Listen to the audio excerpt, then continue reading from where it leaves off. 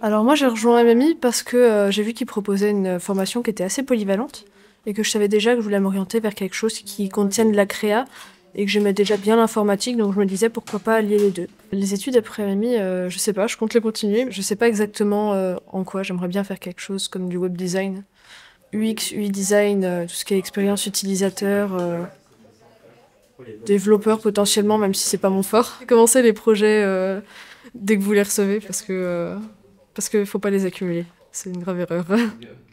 Moi, j'aimerais bien du professionnel dans la photographie, surtout la photographie automobile. Donc, pour l'instant, je me suis lancé un peu sur Insta. Je fais des trucs à côté des études. Bon, après, c'est un peu compliqué parce que forcément, il y a des trucs à faire pour les études, il y a beaucoup de travail. Mais voilà, ça me permet de créer un portfolio pour montrer aux entreprises et même pour des recherches de stage, c'est plutôt pas mal. À la base, moi, je voulais être graphiste. Et, euh, et en fait, c'est qu'en fait, au lycée, j'étais dans tout ce qui était informatique. J'étais en STI 2D. Et je me suis dit, moi, j'aime bien faire du dessin et j'aime bien l'art en général. Donc, je me suis dit, je vais essayer de lier ma passion pour le dessin à mes études. Et j'ai fait graphiste. Enfin, j'ai voulu faire graphiste. Bon, après, ça a bien changé. Maintenant, mes idées, elles sont bien différentes. Mais en tout cas, c'était ça à la base. C'est pour ça que je suis allé dans cette UT, quoi. En métier, en fait, je suis encore un peu comme j'étais au lycée finalement. En fait, c'est vrai, j'ai appris plein de trucs et tout, mais je sais pas trop. Voilà, ouais. Mais c'est les stages un petit peu. Les stages m'ont fait beaucoup savoir ça parce que travailler en bureau ou même en distanciel, j'ai essayé les deux et je m'y suis plus, mais pas tant que ça, quoi.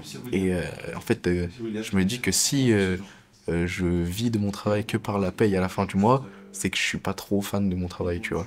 Et du coup, alors que par exemple, j'ai fait d'autres expériences à côté qui n'ont rien à voir, bah, comme j'ai dit, vendre du nougat.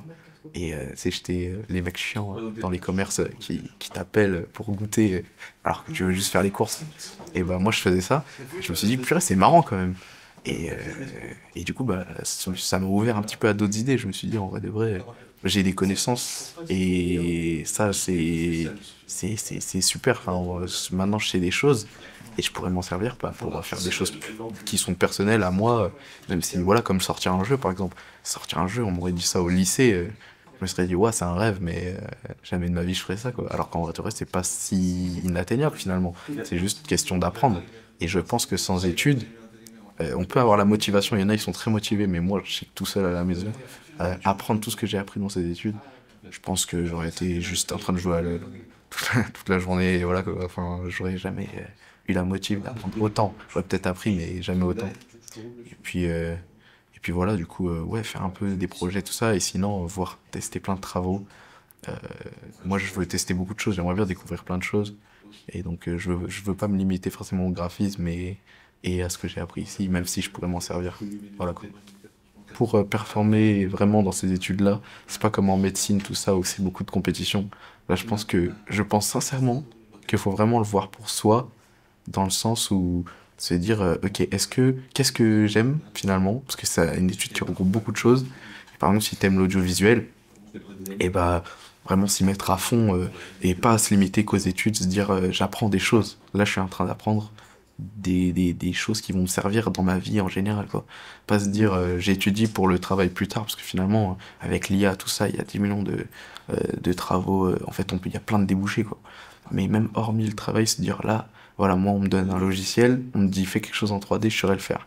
Et je pense que c'est le plus important dans ces études, c'est que voilà, faut vraiment travailler pour soi, je pense, surtout. Et pas se dire, ouais, avoir un travail, tout ça. Je pense vraiment, c'est se dire, ok, je suis fort en 3D. C'est pour ça, d'ailleurs, j'ai entendu Léo juste avant parler de freelance. Et je trouve, voilà, ça par exemple, c'est bien, c'est que une fois que t'es fort en graphisme, que t'es fort en audiovisuel ou en son ou quoi que ce soit, et bah, après, tu peux proposer tes services, tu peux, et même te faire, imagine si tu veux travailler vraiment, tu peux te faire recruter, mais ça dépendra vraiment de tes connaissances. Genre, c'est vraiment, on te donne un ordinateur, un logiciel, et qu'est-ce que tu sais faire ou pas.